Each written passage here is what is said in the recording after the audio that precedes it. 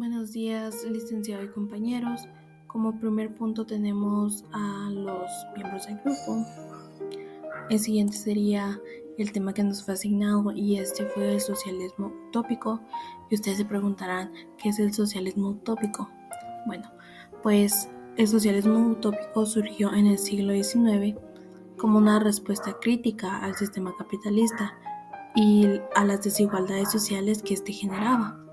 Utopía significa quimera, ilusión, pues lo utópico es lo que se sueña, no solo es irreal, sino que también es irrealizable. De hecho, hay algo muy especial que asigna su condición utópica al socialismo de ese nombre, y es que pues este se limita a delinear la imagen de un mundo perfecto, sin determinar con precisión los procedimientos que en la práctica pues ya se habrán materializado. Como siguiente punto tenemos que se dice que en el germen de todas las tendencias reformistas hay una leve sombra de utopía, de un sueño, pues estas fueron inspiradas en un anhelo que en los tiempos en que estas fueron concebidas pudo muy bien reputarse ilusorio e irrealizable a la luz de las circunstancias entonces reinantes. Por otro lado, el socialismo utópico deposita una fe excesiva e ingenua en el simple deseo del progreso y renovación del hombre. Asimismo, creer de principio que aquel hombre podrá ser persuadido a renunciar a lo suyo, a aquello que ama como suyo para formar un cambio, un mundo perfecto en beneficio de los demás es lo que imprime el sello de la utopía en el socialismo utópico. Fe quimera, puesto que el hombre no solamente está movido por sentimientos altruistas, sino que éste está movido por intereses materiales profundamente egoístas con los que es necesario contar. Y aquel individuo a cuyas expensas se produciría la reforma, el poseedor que dejaría de serlo, es renuente a aceptarla, pues éste prefiere aferrarse al estado de las cosas que le asegura que pueda disfrutar de sus privilegios. Buen día, mi nombre es Shelly y yo les hablaré cómo y cuándo fue creada la utopía. Utopía fue creada en 1516, la cual fue escrita por Tomás Moro, quien se inspiró en la Inglaterra de aquel entonces, la cual pasaba de la economía agraria a la industrial. En ese tiempo, grandes extensiones de terreno que antes producían artículos alimenticios fueron convertidos en campos de pastoreo para el ganado lanar, para elaborar textiles principalmente. De esta manera, campesinos fueron despojados de sus tierras y se vieron obligados a emigrar a las grandes ciudades, las cuales no tenían la capacidad suficiente para albergarlos a todos. Y no solo eso, sino que no tenían los suficientes trabajos para darles a aquellos campesinos que se vieron obligados a retirarse de sus hogares. En ese entonces, surgieron los conflictos que eran de esperarse, ya que había escasez de provisiones, falta de viviendas, desocupación, enfermedades, etc. Y las autoridades simplemente no hacían nada. Ante esto, Tomás Moro creó Utopía. ¿Y qué es principalmente Utopía? ¿O de qué trata Utopía? Utopía describe una isla ficticia llamada Utopía, donde se presenta una sociedad organizada de manera equitativa y justa, en contraposición de la realidad política y social de la Inglaterra de la época, marcada por la corrupción y las desigualdades. En Utopía se compartían propiedades, se promovía la educación y se evitaban los conflictos a través del diálogo. Esto refleja la idea de un lugar ideal, una sociedad perfecta, pero también insinúa cierta inalcanzabilidad. La obra inspiró a otros autores a explorar y desarrollar la idea de sociedades ideales a sus propios escritos. Desde entonces, Numerosos autores han creado sus propias versiones de sociedades utópicas o distópicas, y la idea de utopía ha evolucionado y adaptado a lo largo de los siglos, reflejando diferentes contextos culturales, políticos y sociales. Buenos días a todos, espero estén teniendo una mañana muy agradable. Soy Dayana Alejandra Carvajal Navas y hoy les estaré hablando un poco de en qué consistía la utopía de Tomás Moro. Pero considero importante empezar dando una explicación sobre quién era este importante pensador. Tomás Moro fue teólogo, político, humanista y escritor inglés, que fue además poeta, traductor y canciller de Enrique VII, profesor de leyes, juez de negocios civiles y abogados. Fue canonizado por la Iglesia Católica en 1935 y en el año 2002 el Papa Juan Pablo II lo nombró santo patrón de los gobernantes, políticos y abogados. A Santo Tomás Moro se le recuerda cada año el 22 de junio. Una de sus obras más importantes y relevantes es la Utopía. En ella critica el orden político, social y religioso establecido, y lo hace de una manera interesante, pues lo hace bajo la fórmula de imaginar una comunidad perfecta. El modelo que él usaba estaba caracterizado por la igualdad social, la fe religiosa, la tolerancia de la ley comunal, la democracia y con la obediencia general a la planificación racional del gobierno. Pero entonces, ¿en qué consistía la utopía de Moro? Esta consistía y proponía una organización racional de la sociedad, de base comunal, que se situaba en una isla imaginaria del mismo nombre que el título.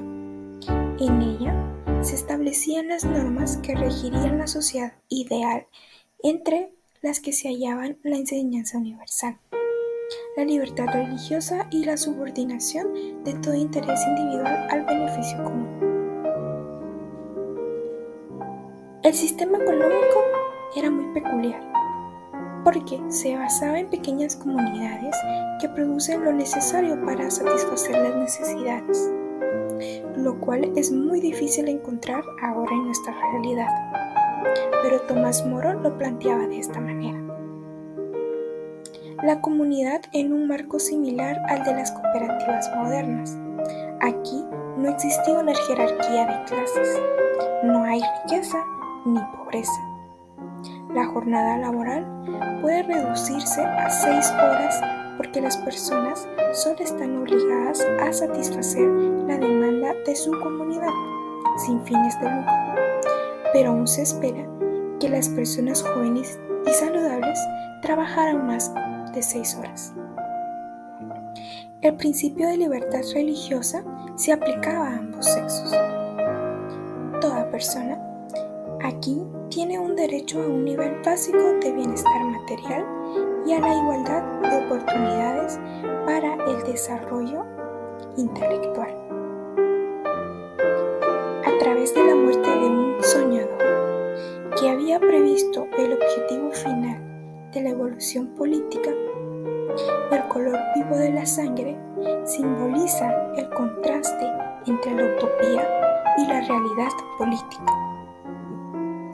Buenos días, mi nombre es Elizabeth Ruano y yo les voy a hablar sobre el socialismo utópico en el mundo moderno. La utopía, aun siendo reconocida como una misión imposible, no escapa del mundo moderno, ya que libros añorando este tipo de doctrina no fueron la excepción en la época contemporánea, llenando con al menos una veintena de libros la bibliografía de la primera política. Entre los siglos XVIII y XIX, el socialismo utópico relacionó fórmulas a los problemas en el mundo moderno, y estas fórmulas llevaron a un dramático encuentro con la máquina, el capitalismo, la era industrial, dirigiendo su atención a los problemas económico-social con crítica a los efectos del capitalismo industrial. Desde entonces son múltiples las personas que han planteado teorías con el fin de crear un mundo mejor, ya que incluso Francis Bacon, conocido como uno de los padres de la ciencia experimental, pudo abstenerse a plantear un mecanismo de sociedad utópica, el cual materializó en el libro La Nueva Atlántida. Dejando esto en claro, ahora hablaremos de dos críticos que se distinguieron en el periodo de cambio. El primero fue el conde Henry de Saint-Simon, nacido en Francia en el año 1760, y el segundo fue Charles Fourier, quien también nació en Francia, pero en el año 1772. Henry de Saint-Simon promovía la aplicación de principios cristianos partiendo de la necesidad de una fraternidad humana que actúe como incentivo y motor de la actividad social sin fines de lucro. Creyó que la propiedad debía ser socializada y el derecho de herencia suprimido, ya que planteó que todos deben producir de acuerdo a su capacidad y ser remunerados conforme a sus aptitudes, sin llegar a crear clases económicas. Este tipo de mundo sería dirigido por científicos capaces de estudiar los problemas colectivos y darles solución. A pesar de su planteamiento, no hace propuestas para lograr los objetivos, y a pesar de eso, sus discípulos crearon una religión de trabajo llamada sancionismo, con el objetivo de abolir el derecho de propiedad. Por otro lado, Charles Fourier critica el mecanismo competitivo de la empresa privada, proponiendo el llamado sistema de falanges o comunidades cooperativas, cuyos miembros tenían la garantía de un ingreso mínimo y se convertiría equitativamente lo producido. En esta encuesta, la propiedad privada quedará repartida en acciones, y creyó que ocupaciones de filósofos, soldados, intermediarios en la circulación de bienes, entre otros, son parasitarias y deben suprimirse, dejando la economía en la agricultura y el trabajo en actividades que resulten gratas para cada persona, convirtiendo el trabajo en un placer y no una obligación, y de esta manera volverse mucho más productivo. A pesar de todo, su idea llegó a materializarse en cierta parte en la época de la armonía, luego de las etapas de confusión, salvajismo, patriarcado, etc., llegando al mundo moderno. Muchas gracias. Ahora pasamos al siguiente punto. Robert Owen es acreedor a mención especial por ser uno de los pocos utopistas que formularon su teoría no en el plano de las ideas puras, ni desde la trinchera de las clases desposeídas, sino más bien en el pleno campo de las clases poseedoras. Owen era un próspero industrial textil inglés, nacido en 1771, que organizó una comunidad llamada New Lanark, modelada en conformidad con los principios de su socialismo utópico, para demostrar que las condiciones del medio social influyen decisivamente en la posibilidad de perfeccionar los métodos de producción. En New Lanark, donde tenía su fábrica, construyó viviendas para los obreros, escuelas para los hijos de estos, comedores y campos de recreo. Demostró prácticamente que era posible trabajar en estas condiciones y obtener todavía utilidades. Algo más, merced al bienestar suministrado a sus obreros, consiguió de ellos un índice más alto de productividad. De los satisfactorios resultados de su experimento, sacó Owen argumentos prácticos para proponer una serie de medidas de protección a los trabajadores, tales como la reducción de la jornada de trabajo a solo 12 horas. En ese entonces, la duración de la jornada que daba el arbitrio del empresario, y era corriente que los obreros y aún los niños trabajasen alrededor de 16 o 18 horas diarias. La prohibición del trabajo a los menores de 10 años, la educación universal, organización de gremios y asociaciones de tipo cooperativo como controles eficaces para moderar los excesos del capitalismo. Buenos días a todos, soy Andrés Asensio y el día de hoy quiero hablarles sobre una obra literaria llamada Looking Backward, escrita por Edward Bellamy en 1887. En esta obra nos plantea Bellamy una imagen del año 2000 que desafía las normas y expectativas de su época. Como desarrollo en esta obra, en Looking Backward, nos muestra el año 2000 como una economía organizada como un ejército industrial. Los instrumentos de producción son propiedad común, lo que significa que la competencia y las fluctuaciones de precios han sido eliminadas. Esta estructura busca garantizar la eficiencia y eliminar las desigualdades económicas. Del sistema monetario que nos muestra en su obra, En sus aspectos más intrigantes es el cambio de sistema monetario. La moneda ha sido reemplazada por bonos de trabajo para el intercambio. En lugar de acumular riquezas, las personas acumulan tiempo de trabajo, lo que redefine la relación entre el esfuerzo individual y su recompensa. Por otro aspecto, también podemos hablar sobre la organización del trabajo, ya que la obra también nos aborda una cuestión, ya que el trabajo es obligatorio para todas las edades desde 25 hasta 45 años.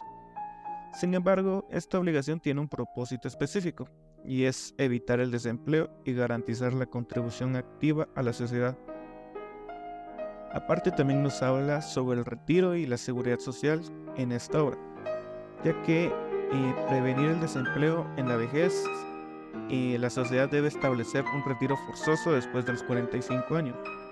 Esto es acompañado por pensiones y seguros proporcionados por la seguridad económica a los jubilados y así poder eliminar la incertidumbre a menudo que se enfrenta nuestra sociedad actual.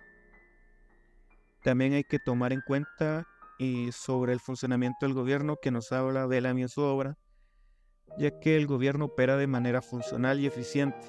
Esta visión elimina muchos de los problemas políticos que a menudo se plagan en su época, por lo que la sociedad es más cohesionada y centrada en bienestar de todos. También podemos hablar sobre la educación, que es obligatoria y gratuita en este futuro imaginario. Esto demuestra que una inversión en el desarrollo intelectual de todos los ciudadanos ayuda a mejorar el nivel de vida y refleja unos avances significativos en términos de justicia social. En conclusión, podemos resumir que Looking Backward de Edward Bellamy nos presenta una visión audaz y provocativa del futuro, donde la economía, la sociedad y la política se han transformado radicalmente. A través de su imaginación, Bellamy nos desafía a considerar nuevas formas de organización social y económica, también como cuestionar nuestras normas aceptadas de nuestra época, y nos recuerda que las estructuras económicas y sociales no son inmutables, sino que pueden ser moldeadas para beneficio de todos. Muchas gracias. Buenos días, compañeros, que tengan un buen día. Hoy les vengo a presentar los siguientes aportadores del socialismo utópico.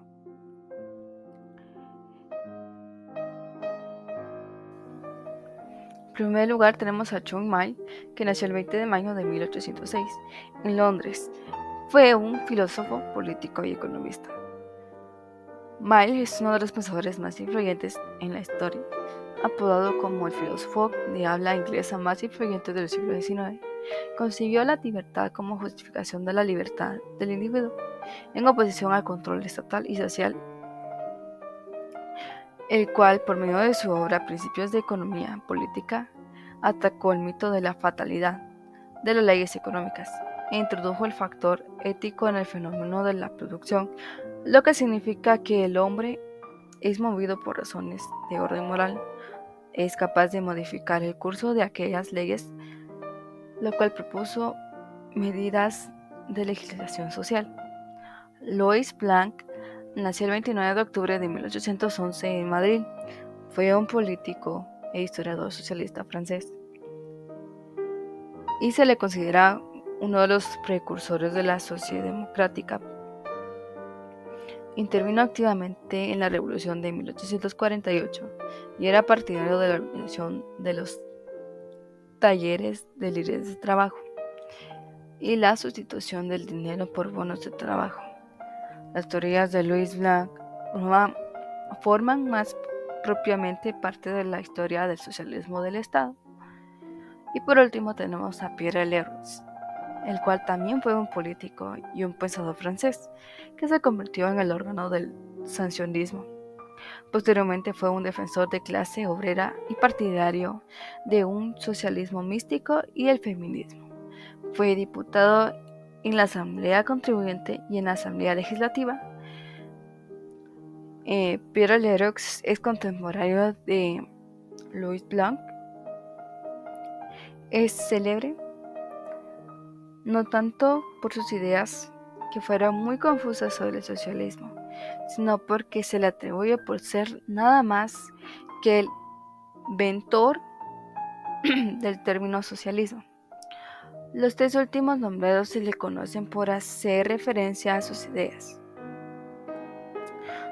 no solo en las contribuciones parciales que le hicieron a este orden de teorías políticas, sino que básicamente se centraron por la teoría utopista.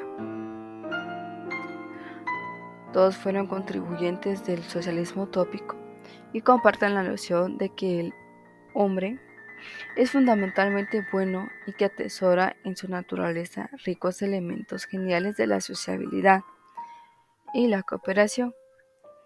El desesperado sentimiento posesivo que nace de la propiedad privada a la que rinden culto, lo cual puede ser religioso, el apetito de lucro, el impulso competitivo y otras condiciones incubadas por la sociedad capitalista, pervierten al hombre y hace que éste se entropiezca, caiga y haga una marcha atrás de su perfeccionalismo y la felicidad que ya obtiene.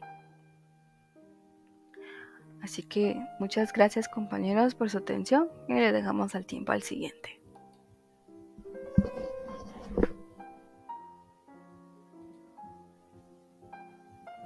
El socialismo utópico busca erradicar la propiedad privada, la industria capitalista y la división de clases. En otras palabras, busca un mundo perfecto. Es por eso que se le denomina utópico. Es una ilusión, algo que no pasará. En esta corriente nos encontramos que el individuo no es lo más importante. Políticamente se busca tener hombres iguales, una forma de vivir igualitaria para todos. En lo económico se busca la colectividad. De pequeñas comunidades produzcan lo necesario sin un fin de lucro, lo cual busca eliminar la propiedad privada de la siguiente manera. Socialización de los instrumentos de producción, empezando por la tierra. Supresión de la herencia que contribuye a crear la riqueza injustificada y excesiva. Supresión del sistema de la empresa privada competitiva y sustitución de la misma por un sistema de cooperación destinado a producir lo que la colectividad necesita para su consumo directo. Distribución y sistematización del trabajo para hacerlo eminentemente grato y productivo. Producción sin finalidades de lucro, sino de simple abastecimiento de la comunidad e igualdad completa de derechos entre todos los hombres, varones y mujeres. Mi nombre es Claritza Navas y yo les voy a hablar sobre la realidad del socialismo utópico. No faltan escritores que ven a los fundadores del socialismo utópico como precursores del comunismo, en términos de fines. Pero está claro que en términos de medios hay una total discrepancia.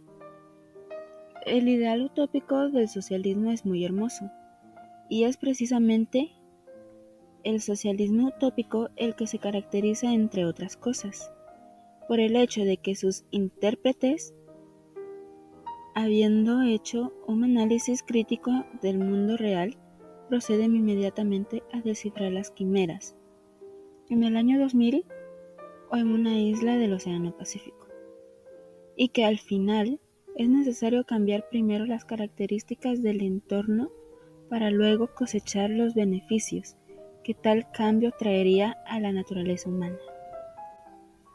Mientras que los marxistas modificaron las perspectivas de cambio social en las acciones coordinadas y militantes de las clases desfavorecidas. Para beneficiarse de estos cambios, los utópicos parecían dejar estos cambios a los perdedores.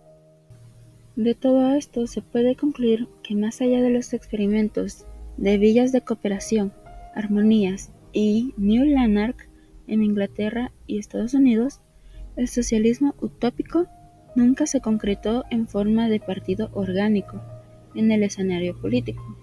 Los postulados del utopismo sirvieron parcial e individualmente para nutrir otras ideologías.